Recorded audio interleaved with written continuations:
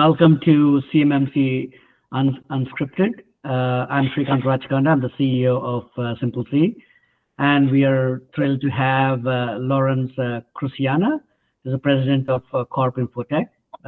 Lawrence, you want to introduce yourself? Indeed.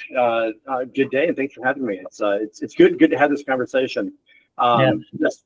My name is Lawrence Cruciana. I'm the president of CorpInfo Tech. We are a CMMC Level 2 certified managed services provider here in today a rainy Charlotte, North Carolina, but serving mostly organizations in regulated industries, including those in CMMC. So thanks for having me on this.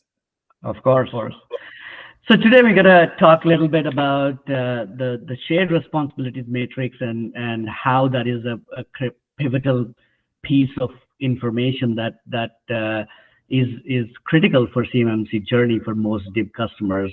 But let's start with what the challenges that most small businesses have, and especially in the DIB. So you want to take a chance at that? Yeah, no, absolutely. This is an area that I've spent over a decade of my professional career really spending time and researching and trying to dig into. Going back to 2017, before we were talking about supply chain breaches and the importance of the supply chain, I was bringing this topic into the national conversation through conferences like RSA. But I think if we look broadly, I think this is where what I often encounter are enterprise organizations that really have no idea of who the SMB are, who are those small and mid-sized businesses that are out there. But if we look at some of the data, we can see that the SMB represents around 40%, maybe a little more, a little less of the overall tech spend in the United States. And 80% of that, more than 80% of that, is delivered through an indirect channel, through a partner, through an MSP or an MSSP. And if we look at that and just think about that inside of supply chain terms, then certainly inside of an enterprise supply chain with hundreds of subcontractors, and even more second and third and fourth tier subcontractors, we're going to see that there are these relationships inside of the supply chain. Therefore, it's something that an enterprise and a mid-market company that has subcontractors needs to be aware of. I think if we look at the next slide, I think there's kind of an interesting slice of this. I mean, one of the great things that we're given inside of the DIB is it's one of the most heavily studied supply chains anywhere, right? There's a lot of great data. The government is good at collecting data on it. But looking at the DIB supply chain compared to like most all U.S. businesses, and really looking at the SMB space, so those that are less than 20 million in total revenue, we can see about 70% of the DIB are small businesses. The vast majority of those that have a contract with DLA are small businesses, and it's really only micro businesses, those with less than $1 million in revenue, where there are a percentage more of all U.S. businesses as opposed to those in the DIB. From my experience, it's really that 1 million to 10 million. That's where most of the DIB exists, at least if we look at the data, and that really is where the majority of them are. But the fact, and I think this is the point here, that the majority of the DIB are small businesses. They're small businesses that are going to have that 80% of partner delivered services. Yeah, and the really critical piece of information here is they're also handling a lot of the QE data, right? So essentially they are the backbone of a very of everything that DoD does. Like that's the critical piece, and that's kind of why you hear Katie and others talk more about protecting the data and small businesses having to do the work. Absolutely right. I mean that is exactly right. The fact that we have to have that conversation in 2025, right? That's still surprising to me. But yeah, the data, you're right. The data doesn't lie. The data shows us that small businesses are an integral, and I like that word, backbone.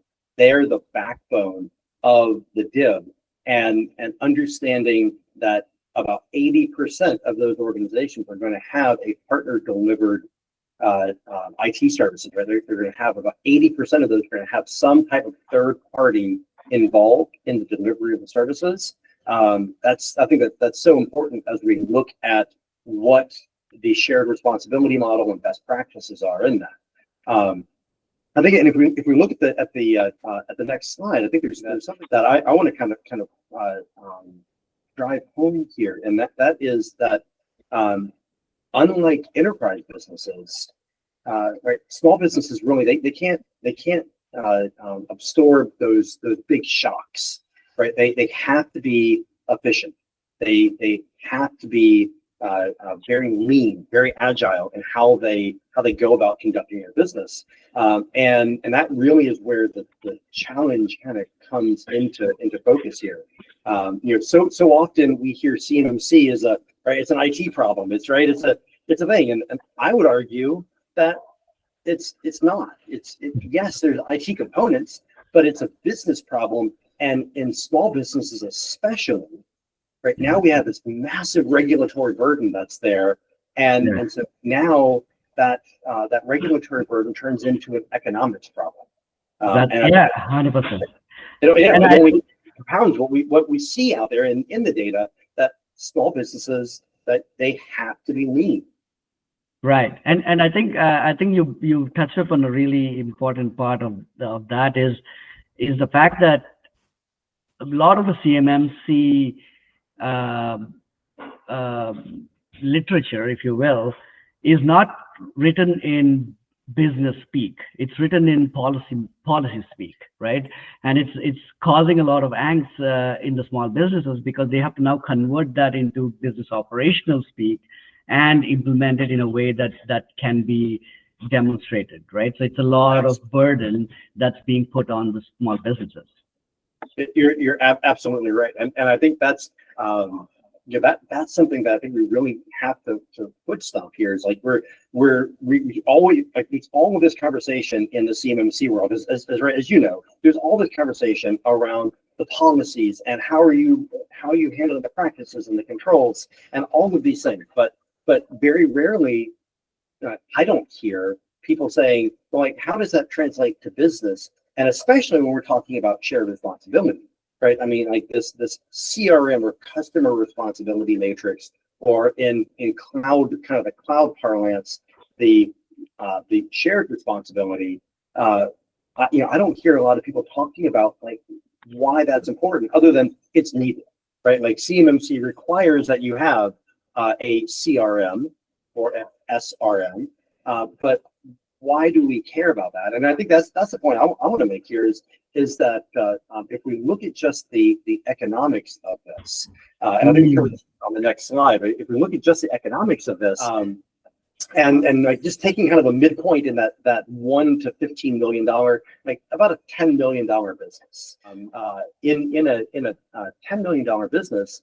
A unregulated company, right? One that's just a regular commercial manufacturing company. That's the data that I pulled it from. They spend around $300,000 a year on their total technology budget. Right. But if we look at a regulated company, right, one that is subject to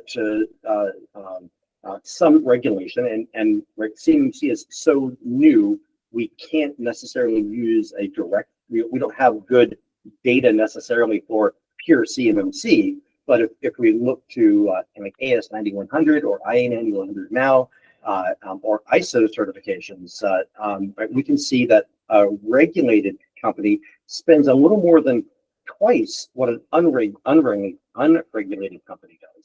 But on their cyber budget, right? They're spending $300,000 typically for their cyber budget, but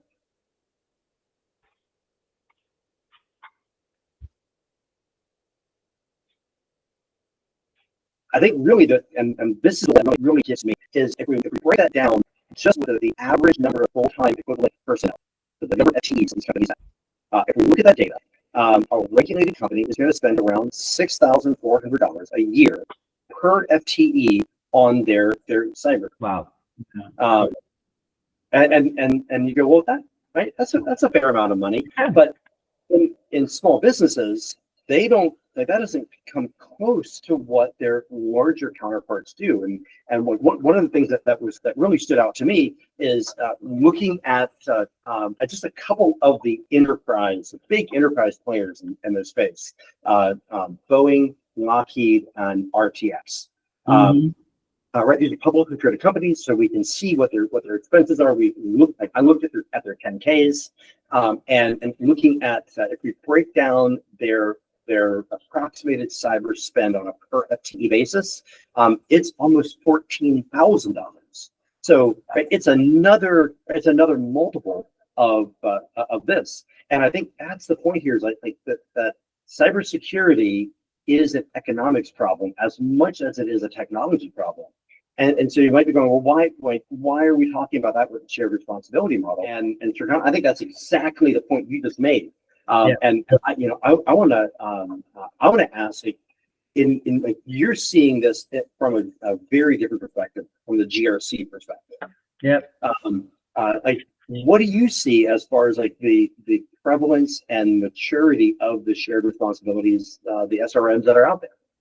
Yeah, so it's very varied, right? But what we see is for companies that have focused on having a very clear delineation between what their responsibilities are versus what they're asking the MSP to provide, and having that collective clarity, if you will, right? They are better suited to tackle this CMMC journey much more effectively. Right, because they're just mentally thinking about helping each other do the work effectively, rather than just throwing it across the wall kind of thing, right? Ultimately, as much as you might pay somebody to do the work, it's still your responsibility to ensure that it's done, right?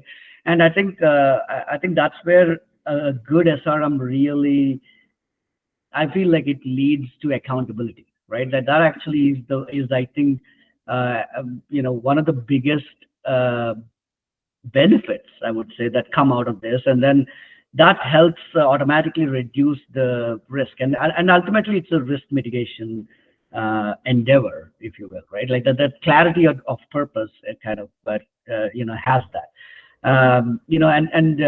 and as I'm pretty sure you have that perspective as well, is like a good SRM, with the help of a GRC platform.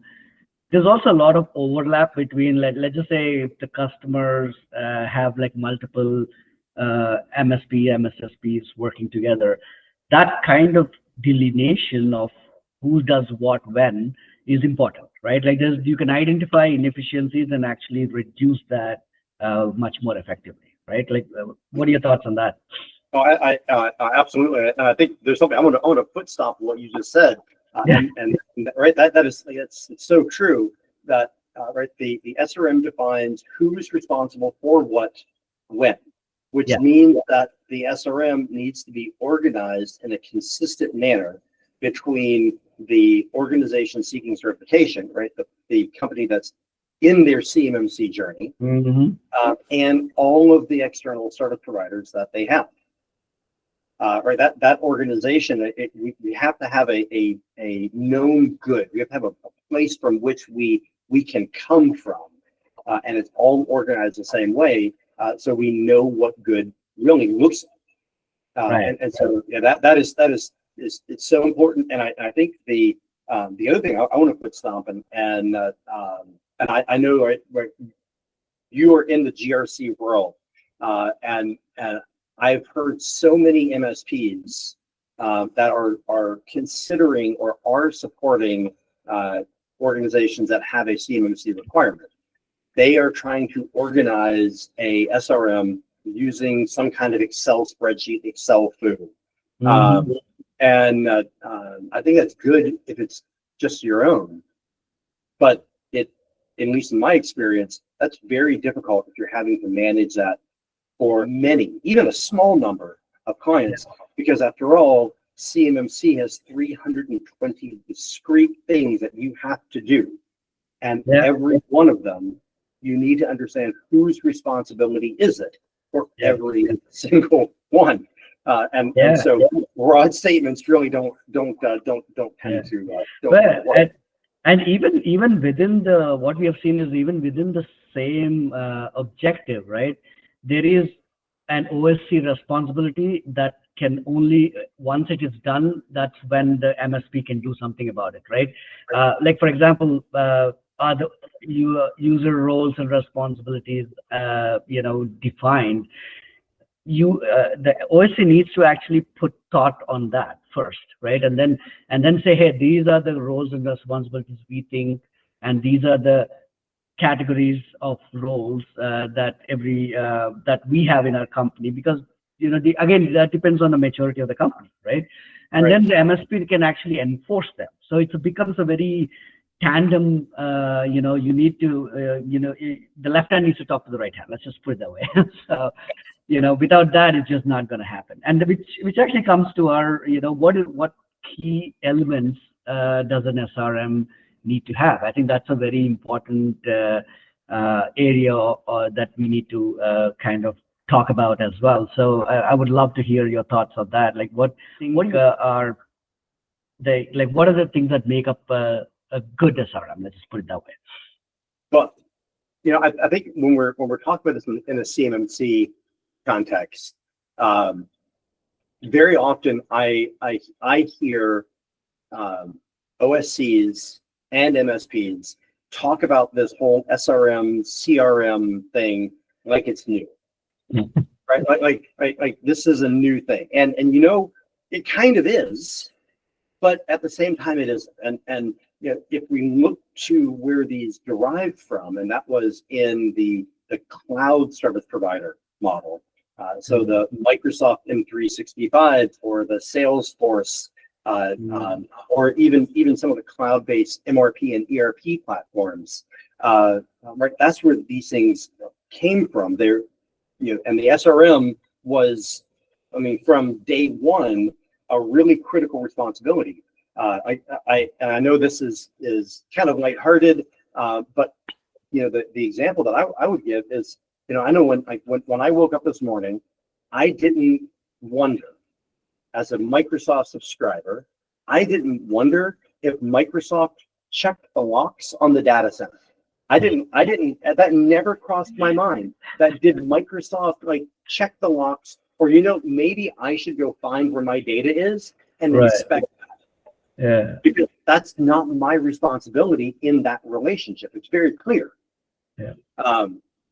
But when we start looking at CMMC, and we're really talking about how data flows through an organization, right? The people, the technology systems, the wires, and especially when we start relating that to managed service providers, and I say that in plural, right? There may be an MSP, and that MSP may then in turn have MSSPs that they use, or some type of third-party data processor or data backup and data storage that they use. Well, now that one MSP may be responsible for many other relationships that have to be controlled. And so this whole ecosystem, that's why I say it's kind of new, because we've been able to focus on a cloud service provider, almost a monolithic platform like Salesforce or Microsoft.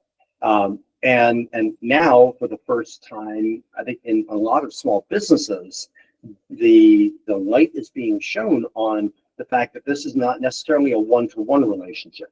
It's not an OSC to an MSP or an OSC to an MSSP, but it is an OSC to an MSP or an MSSP and all of the other third parties or fourth parties that they bring into the conversation. And everyone has to understand and agree with who's responsible for specifically what. Yeah. So it's new but not new. Yeah. So what you're saying is, if it's new, it might be new for you, but it's not new from an industry perspective. Right. It's a best practice in that sense. Yes, makes sense. Yeah. So go ahead. No, so let's talk about like what is defining of the SRM excellence means. Like, what do you think? What are the things that every OSC, when they're partnering with the MSP or MSSP, how do they need to approach this to make sure that they are doing the right things? Essentially, that's an amazing question.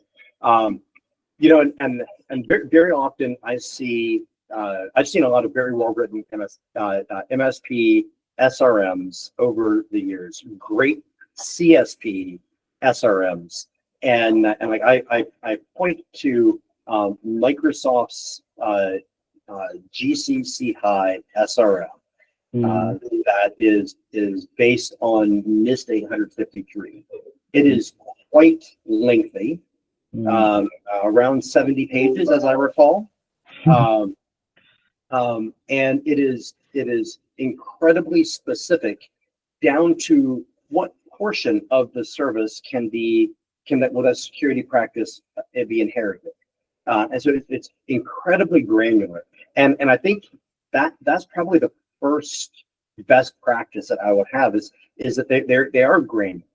And in the MSP space, I think many times we see things like the word best practice, and I'm going to be overly critical. But what is a best practice, right? If an MSP says that is our best practice, what is that best practice based upon? Because quite often it is just their opinion. Oftentimes that opinion is very well researched, but it's not necessarily truly best practice in the industry, and equally that best practice may not be compatible with the risk tolerance and the risk appetite of their customer, the OSC. And so I think the best, most well-written SRMs that I see, they are written in English. And what I mean by that, I think to the point you made earlier, right? Like these things are so often written in policy speak or written in techno speak. And for an average executive that's already very well educated, that understands how their business runs, but they may not necessarily speak NIST. They may not necessarily speak all the acronym soup that are often in these. So they're detailed, they're written in English, and they are explicit enough that you can read this and understand, like, does this, like, what is the specific thing that each party is responsible for, and recognizing that as an OSC, you're going to very likely have many different SRMs.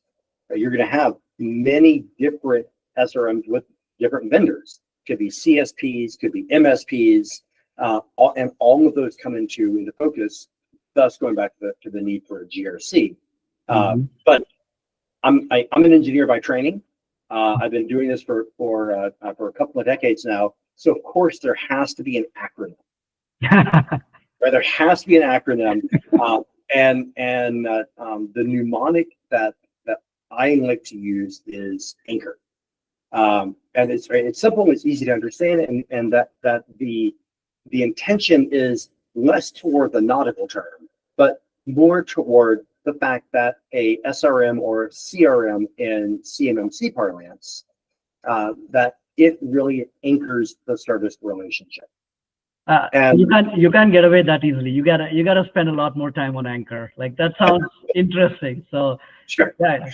Well, and you know, I think that so in right, again, the mnemonic simply means A is for agreed metrics, N is for named scope, C is identifying clear responsibility, who's responsible for what, when, H is for the handle of the data. Yep. O is the operational specifics, and R are the risks identified. I'll unpack this a little bit, but very often what I see is an SRM with an MSP that would say something to the effect of, "We will patch your systems." Right? Very simple. Now we can translate that into CMMC speak, right? CMMC, that in CMMC 2.0 under NIST 171 revision 2, that is an organizationally defined parameter of frequency at which you patch your systems. Now, if the organization chooses and picks that ODP, and let's say arbitrarily that they say once every 30 days. Right. Well, if they say once every 30 days, our systems will be patched. If an MSP says that we will patch your systems, in their agreement, in their contract, we will patch your systems does not equal we will patch your systems for all open vulnerabilities, never to exceed 30 days. Yeah. So, right, it's very specific language that we need to have here. Right. Another similar one is that we will back up your data, right? That your data will be backed up to our best practices. That's one I see all the time. Well, does that mean like that you're going to have different recovery point objective and recovery time objectives for each of my different production systems? Because that's fundamentally what we need. So, and in the event that you have a data recovery incident, you have to recover data. If an MSP says we're going to back your systems up, and they're backed up, can they restore them inside of a specific time? Very often, and I've seen this so many times, and I won't name the backup vendor, but there are many of them, where they have an offsite cloud-based backup, and they're backing up, once a day or multiple times a day, but the recovery time to recover that could be days. Yeah, there's a lot of business disruption at that point. Yeah, exactly. So a lot of business disruption, and so we have this CRM or an SRM that says, hey, my MSP is going to back up my data, but it doesn't say my MSP is going to back up my data, based using a risk-based model, and the risk is I, as an organization, define that these three key business systems are the most important, and those must have a recovery time of not less than 1 hour. Yeah, that is very different than we're going to back it up. That's right. So what I really love about this acronym in general is, one is obviously catchy, so that's great. Right. The second part is that it's rooted in basically you're saying you're anchoring in reality, you're anchoring in risk tolerance, risk acceptance. You're anchoring yourself in a point where you are very clear about what will happen in a certain situation. Like, that's the part that this kind of helps, like, really makes perfect sense, actually. So thank you for that. Yeah. Well, and I very much appreciate the kind words on that, but the thing I want to really emphasize here, we could unpack this for an hour, and I would love to unpack it for an hour. But the thing that I want to build off what you said, and right, it's anchoring in reality.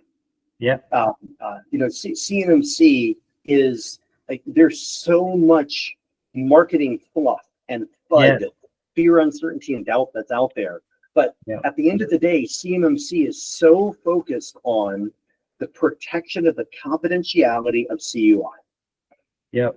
And we're spending all of this time and all of this effort as an industry to build these SRMs, to build this model, and we're pouring all of these resources into it. We should, and we really as an industry should demand being more efficient. That's we right. should demand that the end result of this is that we're as an industry, as individual businesses, that we are all better off, not just the DoD's information, but as all of the industry, that we are all better. And I think that's where this is really intended to anchor in reality. And one of the key points, and I'm going to really foot stomp this, is the end, and that is the named scope. Right, in one of the key elements in any CMMC assessment is clearly defining what the scope is. That's right. And like very clearly defining what's in scope, what's out of scope, And then on a regular basis, right, inside of CMMC, we're required to review that at least annually. That is a minimum requirement. Yep. At least annually, we're going to review that. But in the relationship with an MSP or an MSSP or even a CSP, being clear that what system, where are in scope that SRM is applicable to, rather than saying, oh yeah, like the MSP handles all of our IT. Well, if they're handling all of your IT, are they handling all of the IT to the same standard, to the in-scope CMMC standard, or are there really two scopes? Are there really two different SRMs that are there? There's one for the non-CMMC scope and the one that is, but also to have that inventory of what's in scope and what's out of scope that really is anchored in the SRM. Yep. Yeah, and the adage goes, right? If you just leave it to chance and assume, then basically if somebody is responsible, but if it's no clarity, then nobody is, right? Nobody is. It's like, and it should never be a finger pointing exercise at the end, because it doesn't solve anything, right? Right, exactly. And I think that your point there is very found. Like we have to be specific. We have to be very clear. And like I mentioned earlier, we really need to tie this down to individual practices. So if we say, like, under AC 3.1.1 alpha, who is responsible for each of those things? And it's going to be shared, right? Yeah. But every practice, who is responsible for what? And I think that really brings to what are the best practices that we really should have the expectation to level up the whole industry. We need to level up everyone, right? Yeah. What do you think are some of the should haves? Like, what are things that SRMs generally strive to be good at, or even from an OSC perspective, hey, these are the things that we should clearly make sure they're part of, so that there's no confusion. And I think that is probably the crux. That question is probably the crux of this whole issue, right? Yeah. From my experience, the areas that are so often missed is that very clear bounds of the scope. Similarly, that, like, and I think you made the point, right? There's this almost handhold, right? It's a dance that everyone involved has to participate, and they have to know what dance that they're dancing to, right? Is it a waltz or is it a salsa? Very different things. So understand what the contributions are. Like if I'm an MSP working with an OSC, what do I need from the OSC to do the job that I have? Like in our assessed SRM, we are very clear around access control. And just one example, that our client has to be the one to say, like, this person is approved. They have done the things that our company requires them to do. They are approved to be added to the system in this role, in this place. Very specific, and we have built very elegant mechanisms in which to do that.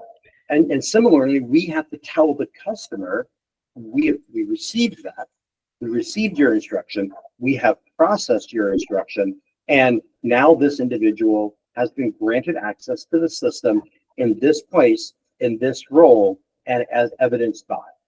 And it's a back and forth.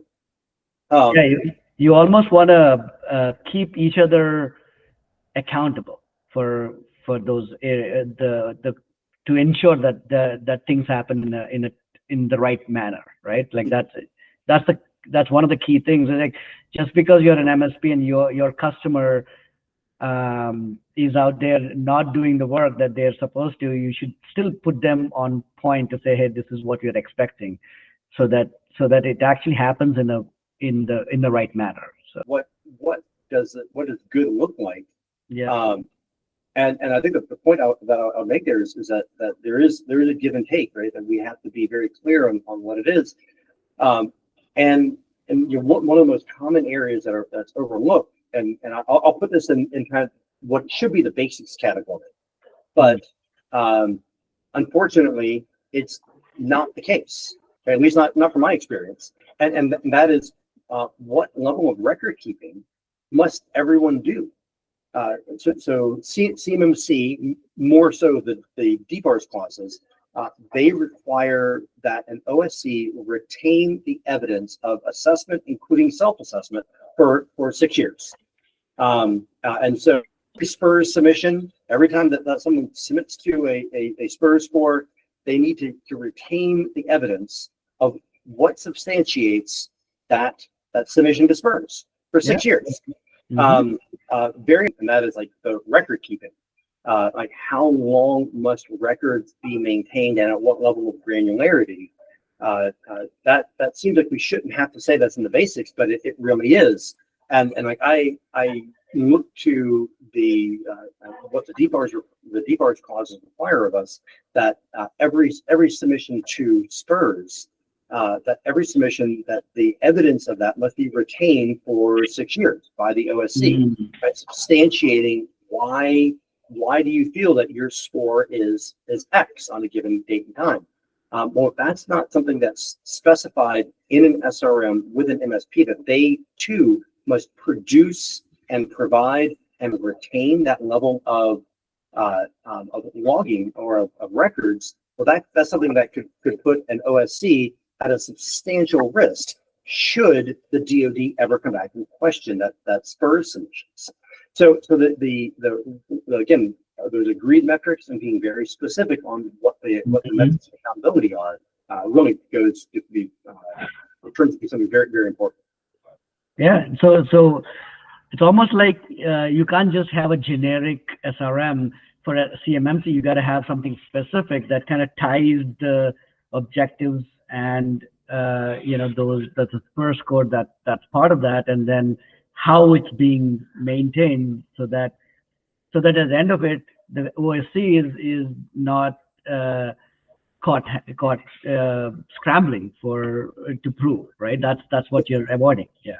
Absolutely, and I think like in the CSP space, in the cloud provider space, very often these things are well spelled out.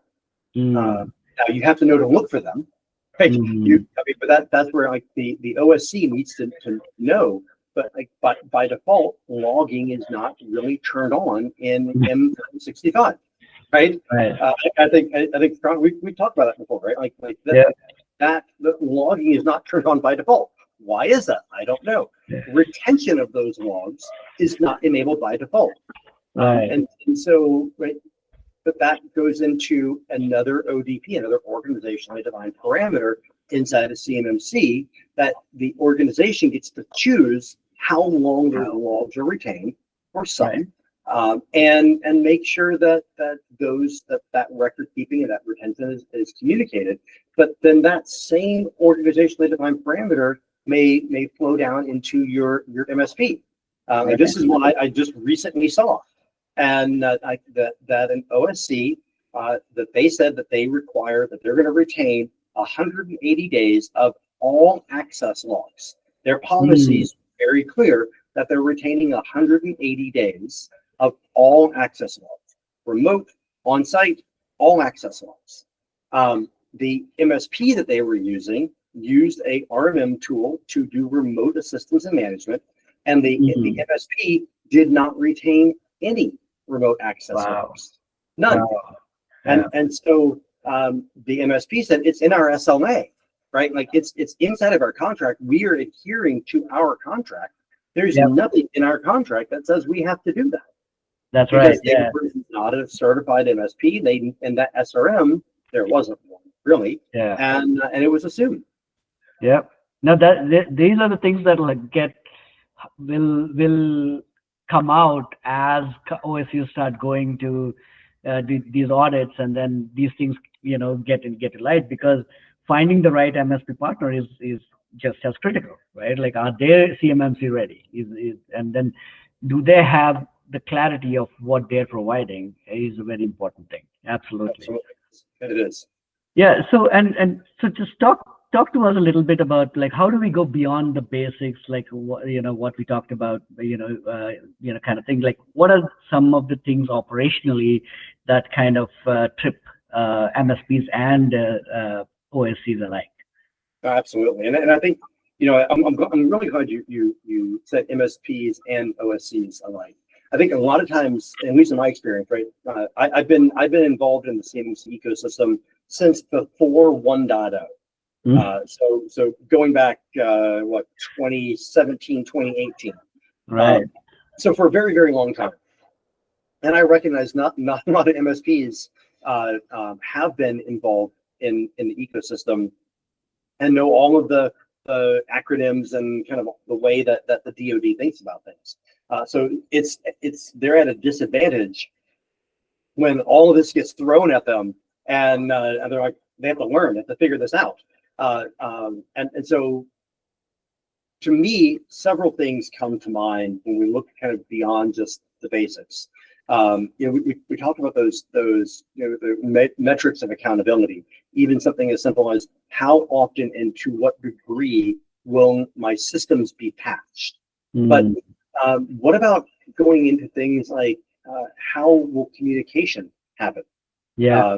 Inside of CMMC, it is focused on the confidentiality of CUI, and so what are the allowed communication paths between an OSC and an MSP or an MSSP around communication paths that may or may not contain CUI? One that comes up all the time, and right, as a multi-decade MSP owner myself, I will say that a lot of MSPs, they really like their tools. They have to be efficient. Going back to that economics problem, MSPs have to be efficient.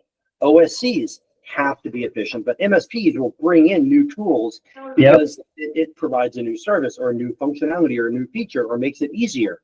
But in a CMMC world, every change to the system, right, that has to go through a proper change management and change control. If there may be CUI transiting in a new tool that an MSP introduces, well, now that tool is now in scope. And that has to be understood and controlled. And so some things that both MSPs and OSCs get caught off guard with is, like, can an OSC say, no, Mr. MSP, you're not allowed to introduce a new tool. Right. I know that this makes your job easier, or it gives us a new function or a new feature, but it violates our system integrity. And adds risk. It does. It adds risk and may expose unintentionally CUI to unauthorized communication path or unauthorized access. Going back to one of the first talks that I delivered at the RSA conference, going back to 2017, we are the first CIS accredited assessment organizations, and so we do a lot of work with the Center for Internet Security, and in our assessment of the local defense industrial base manufacturer, we found another MSP that was very reputable, large regional MSP, that they're really good at what they did. They didn't have a lot of experience inside of a DoD regulated facility. And to make a long and kind of painful story short, this MSP had an outsourced back office, an outsourced level 3 and level 4 like server administration company that they were using. Well, that company used non-U.S. persons, so not all U.S. citizens, and the administration of some of those servers were being done outside of the United States. Well, in this company that we were brought in to do an assessment of, we found this, and we also found that there was evidence of this inside of a highly sensitive area that was subject to ITAR. It was subject to export control that did not allow any U.S. person, any non-U.S. person, to have access to it. But we brought that to the MSP, and all of the local staff was like, well, yeah, like of course we outsource this to our back office, but the customer never told us that. They never told us any of this stuff, and the customer assumed like we're a DoD company. We're making stuff that is like super secret over here. You should have known that, right? And so again, it was no level of communication around exactly what was required and what was expected. So we can talk about the specifics a lot, but things like what is or is not allowed, what tools can or cannot be introduced, what changes are or are not allowed, and that the MSP must comply with the customer's change management policy in the CM domain of 800-171. Those are some things that I think everyone gets thrown off guard with, and is a disservice for both parties. That there's a lot of finger pointing and people get angry.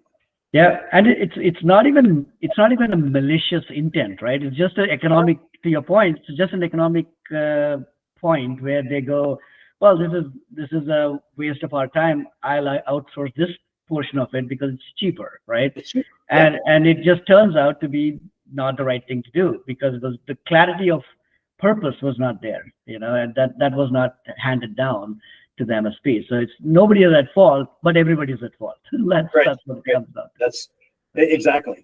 And I think the other point I want to kind of foot stomp here, where we have it on the slide, and that's around incident response plans. CMMC is there are very few things, very few controls and practices inside of CMMC that have a hard and fast number tied to them by DoD.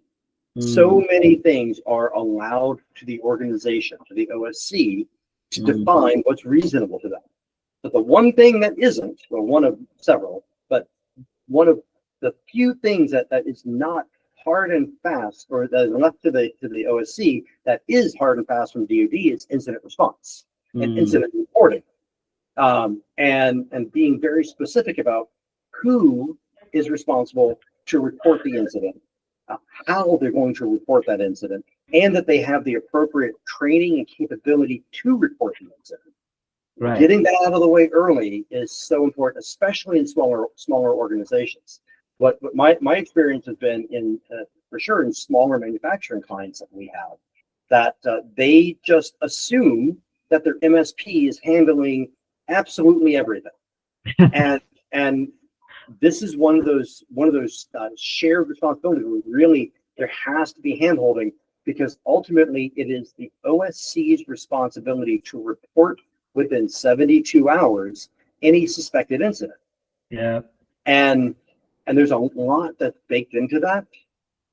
Like, you have to have the capability to detect the incident and go through your internal processes within 72 hours and formulate the report to DoD and make that report within 72 hours. And so if that capability doesn't exist, if the MSP is not capable of going through that incident response plan and generating or coming to the arrival of that there was or was not a reportable incident inside of that window, that's a really big deal. So again, understanding who's responsible for what, and making sure that the incident response plans of both organizations align. I know very few MSPs today that don't have a formalized incident response plan. Like, anyone who's any MSPs that are watching this, if you don't have a formal incident response plan, please go make one. right. Go make one. Right. Start somewhere. It doesn't have to be perfect, but start somewhere.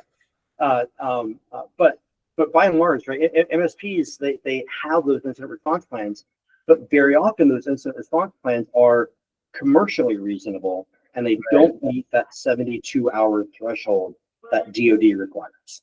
Yeah, and so that's important.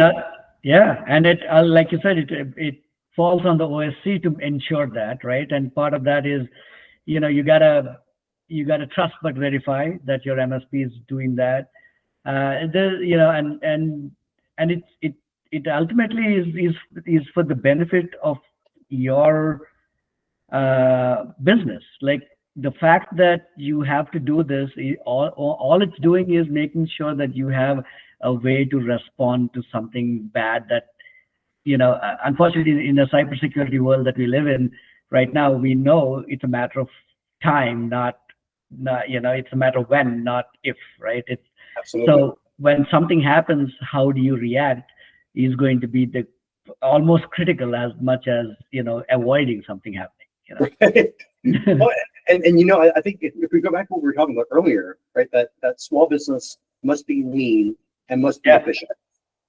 And I think that point you just made is exactly that, right? Like having this stuff documented in advance very clearly, so that when the bad thing happens, I'd like to say when life happens, right? Yes. So when the bad thing happens, that everyone isn't at that point in time having to stop everything and figure out who is responsible to do what and how they're going to do it and where the playbooks are, and right at that point it's too late. And I think it's like in the past and the not so distant past, it was always easy to say, hey, what happens if the building burns down?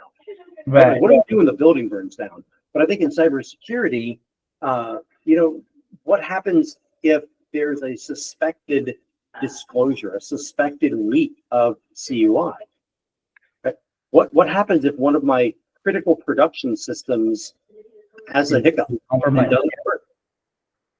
Right? Like all of that stuff, figuring out who's responsible to address that very specifically with those main metrics of accountability that are agreed and communicated. That's why this is so critical. So I think thank you for mentioning that. That's so true. And you can't figure that out while you're in a crisis. You're better off doing it up front. Yes, absolutely. No, it's like that. If you're having to figure out who's responsible and you're going through vendor lists or you're going through personnel, when a bad thing has happened, like that, it's already too late. That's kind of a game over one. Right. And so like when an SRM is in action, like what do you think are like some of the characteristics of that? Like what do is that what should be the basis of these things? Like how do you think in an actionable SRM really has versus doesn't have? Yeah. No, I think we've talked about the fact that these things aren't new in cloud. They've been around forever in cloud. They're I think as a kind of a new portion, a new facet to the application of shared responsibility, of customer responsibility in CMMC. But we can look to the lessons that have been learned in cloud to make those applications into this kind of new reality of an MSP or MSSP or the cleaning crew. I mean, that's one that I hear all the time, right? That we have a cleaning crew who comes through our offices. Well, the cleaning crew that comes through your offices, if they are inside of a controlled perimeter where there might be CUI, well, now those personnel could potentially be in scope. And so what's the responsibility for training and awareness? What's the responsibility for notification of who is allowed? All of these things that really haven't been the mainstay of the MSP SMB relationship, they come into focus. So I think if we say, like, what does it look like for a good SRM that's in action? A lot of specifics. I think that's probably the biggest characteristic, but a lot of specifics, and those specifics aligned to the practices and requirements in 800-171. There's more. There's definitely more. right? There's so many more. But if we say that's our starting point, that in our CMMC journey, that we should see an SRM that is aligned in very clear language, very, very English language, right? That it's not a lot of acronyms and techno speak. Yeah. But that an average executive can read an SRM and say, oh, I understand what I'm responsible for. I understand what my MSP is responsible for, or I understand that what a third party is responsible for. I think that's the characteristics that I would encourage people to look for. Right? This is hard stuff. Right? It's hard to implement. It's hard to do, but having very, very clear roles and responsibilities that are easily understood. That is, I think, the starting point where we all need to say, all right, that's table stakes at this point. And be cautious, right? Be cautious if those don't exist. And I say that on both sides of the equation. For the MSPs, there's a huge amount of risk, huge amount of risk that your organization is taking on by supporting GIB contractors that have CUI. The nation states are absolutely targeting MSPs. We've seen that time and time again. The nation states are targeting small businesses. So there's a huge amount of risk, and being very clear in the SRM that as an MSP you put out to your clients, and on the other side of the table that as a consumer of managed services, as a consumer of these many services from other third parties, understanding that the SRM that you need to have in place is also specific. You should expect that you have that level of specificity that in all of those SRMs as an OSC, you can be very clear of who's responsible to do what, tied to a controller practice very, very clearly, and thus for a strong GRC to keep track of all of that, because it gets to be a lot. And sure, I know people that have done it on Excel. That is above my pay grade.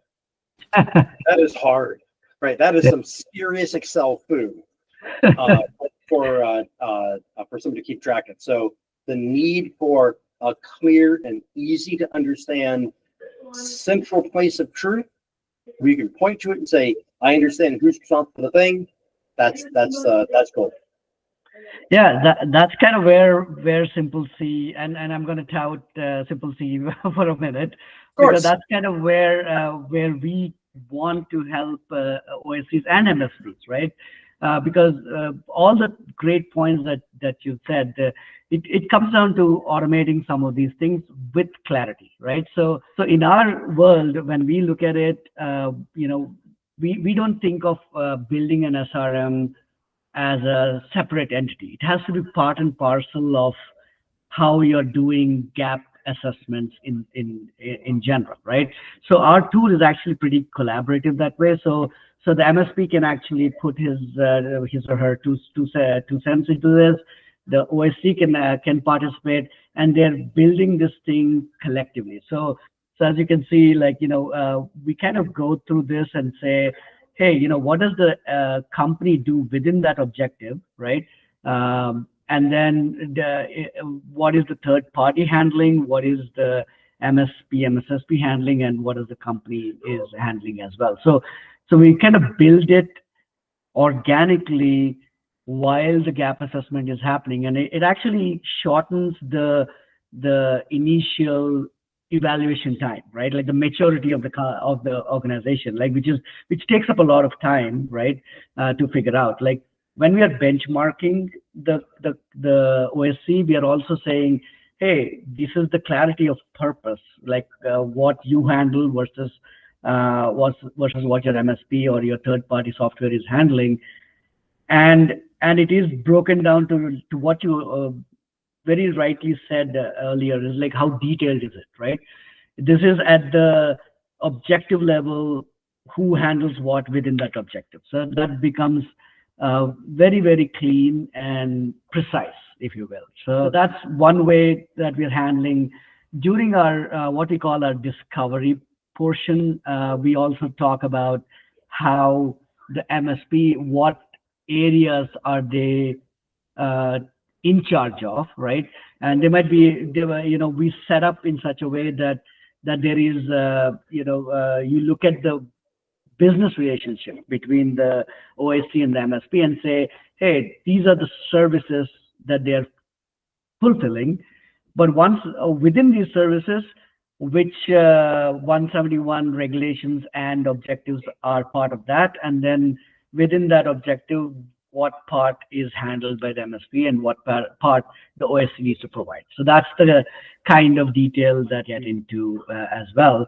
And then finally, we produce these reports that kind of talk about, within the within each regulation, within the objective, we basically build this in such a way that there's no ambiguity, right? There's nothing left. Like, hey, yes, I need to provide something, and the MSP operates it, or you go, hey, MSP takes care of it fully, right? Like, so it's much more prescriptive, and there's no confusion at the end of the day.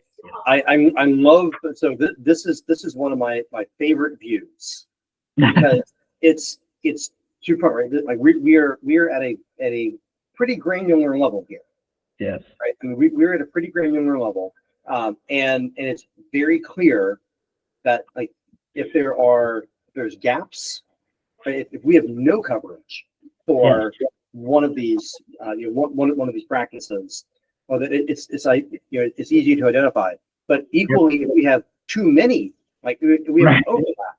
I mean, that's one that I see, unfortunately, pretty regularly, where there may be like multiple people, multiple organizations or entities that are responsible for doing something like EDR, right? Like, who is monitoring our EDR? Oh, we have an MSP, we have an MSSP, we get an email alert. All right. Well, who's responsible for that? And so I love this view, because it's very clear. And again, going back to the economics point here, right? Like, if you have too much coverage or too many overlaps, well, there may be a service that you don't need, or something you can trim. But equally, if you can look at this and go, oh, I know exactly who is responsible for what in this in the given practice, it allows you to be much more efficient, much more lean, and how you're managing and administering your SSP and the overall cybersecurity program of the organization. So I love this. This is great. No, thank you. And one point there I do want to emphasize, and this is something that as an industry we are, I think, still maturing from an SRM perspective, is looking at it as a separate exercise. You know what I mean? Like, it actually needs to be ingrained in the preparation for the journey of the OSC, right? Like, this should be something that is looked at on a regular basis, right? And made sure that it's being handled, in a very clear manner, to your point earlier, right? The other issue I have with a lot of how things are being handled, I would say in general, is we are focusing more on the process side of things and less on the fixing of, like, the remediation, I would say, right? So one of the things SMPL-C wants to really help out is reduce the processing time. So the identification of these overlaps and the gaps and things like that you talked about, if we shorten that life cycle to, hey, I can do this in less than a week or 2 days, 3 days, whatever number, right? As opposed to the 8 to 10 weeks that it takes right now, then you're actually moving the organization to trimming that fat or fixing that gap. Like, you're actually making them better and more secure earlier than later, right? Like, you don't have to go through this whole exercise and then do what needs to be done, right? It can be done, as part of the journey. No, I mean, you're exactly right. I mean, I love that, because at the end of the day, we do these exercises, and we touched on this a little bit earlier. We're doing this work. Right? We're spending as an industry, we're spending this time and we're looking at our SRMs, we're looking at our cybersecurity policies, we're looking at posture, we're looking at all of these things. But are we doing that just for an exercise's sake, or can we meaningfully improve the cybersecurity of the defense industrial base and the organizations that support it, right? The MSPs, the MSSPs, the CSPs of the world. Can we improve them along the way? That's right. And I think that to your point, right, organizing SRMs in a very clear manner, and it may be just that they initiate a conversation, right? It may be, hey, we have a gap, like on that last view, hey, we have a gap. Yeah. And you know, like I think it's what 3.1.4 right there. Yeah. Right? No one's responsible for that. No one is doing this. Yeah. Wow. Something's wrong. Yeah, there's something wrong in that. And so, hey, that might be a conversation with your MSP. That may be a conversation internally. That may be a conversation from the MSP into their OSC. That, hey, like, we don't see this, and allows for the identification of those gaps, of meaningful gaps inside of the 800-171 framework earlier, so that we can reduce the area under the curve, the area of time under the time that there's an open vulnerability or an open weakness in our system, our overall cybersecurity system is postured. So yeah, and that's what I say. That, like, this, and you know, I want to, and sorry for continuing to foot stomp on this, but I mean, this is so good. Right, this is clear language. Yeah. You know, like just now, I can glance at this and go, oh, 3.1.4 has no one responsible for it. Yeah. I didn't have to go through policies. I didn't have to read anything. It's very simple and it's very clear. And I know that then by drilling into that, by one level, just drilling in one level, I can see a statement, right? I can see what is the justification for who is responsible for the named individual or named organization that's responsible for something. So again, making it accessible and easy to understand language for ultimately the executives that are responsible for the compliance of the organization and the system overall. Yeah, you're saying they should really understand what they're signing up for. That's what you're saying, basically. So, I mean, I think we're heading to the end of the presentation. So I wanted to kind of say, take a minute or two to kind of come back with what is in your opinion, some of the key takeaways for a good to great SRM, right? Like, what do you think is where we should focus, and any organization should focus, including the MSPs? Indeed. You know, and again, I've spent a couple of decades of my life in the managed services space, and I've spent the entirety of my professional focus for the last several years has been in the CMMC space, and so I approach this from the position of a certified level 2 MSP, and I love the point you say of good to great. So the fact that you know we really do still have this kind of newness to SRMs between OSCs, between small businesses. I mean, let's not have acronyms. Between multiple small businesses, MSPs are consistently and generally small businesses. OSCs, as we see in the data, are small businesses. And so establishing a clear set of rules and responsibilities between two or more small businesses on who's going to do what, I think that is really the ultimate takeaway here. That they should be written in clear language. They should be very specific. They should have very clear metrics of accountability. I like the anchor mnemonic, specifically around the named scope, and the R, the risks that are identified. I put in that R category things like, hey, as an OSC, right, the hypothetical, but as an OSC, we have export control data. It's subject to ITAR restrictions, and being clear with your MSP that we have this restriction in our data. That data resides on these systems. As an MSP, are you able to satisfy the regulatory requirement of these systems? And just stating it in that way. And almost every MSP that I know, they are eager to serve. They're eager to learn.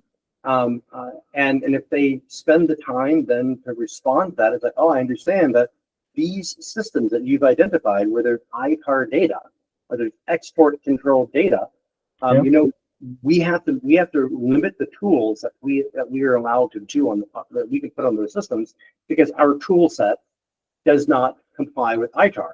Thank you for telling us. We can remove those and do something about it. We can do something about it. Exactly.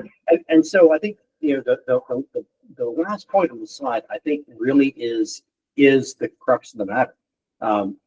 That, you know, the clarity is going to drive efficiency, and that efficiency is going to really define the successful relationship between two small businesses, and both MSPs and OSCs, right? Everyone needs to level up. This is a time to level up and to change the way that we approach doing business inside of this ecosystem, so that at the end of the day, everyone is a better, more efficient, leaner, and frankly, more secure organization than they started the process with. Yeah, absolutely.